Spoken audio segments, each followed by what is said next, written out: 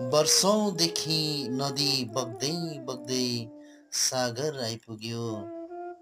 वर्षौंदेखि नदी बग्दै बग्दै सागर आइपुग्यो।